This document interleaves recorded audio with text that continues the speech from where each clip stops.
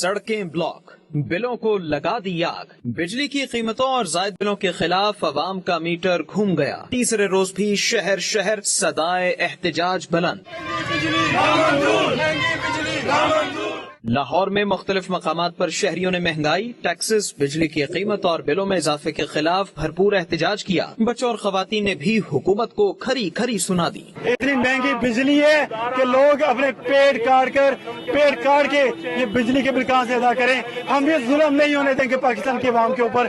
ابھی تو کچھ لوگ باہر نکلے ہیں، لوگوں نے اپنے موبائل بیچ کر، عورتوں نے اپنے کانوں کی بالیاں بیچ کر بجلی کے بل پے کیے ہیں۔ اب اگلے مہینے ان کے پاس یہ بھی نہیں ہوں گے۔ یہ نہ سمجھیں کہ غریب بھوکا رہے گا تو وہ خاموش رہے گا۔ کس طرف جائیں ہم، اور ہمارے کیسے خرچے پورے کریں؟ ہمارے تو گھر کے حالات ہی بڑے خراب ہیں۔ میرا بچہ ہے، بے روزگار ہے، کوئی آمدن کا ذریعہ نہیں ہے، کوئی گھر کا کرایہ دینے کا میرا نہیں ہے۔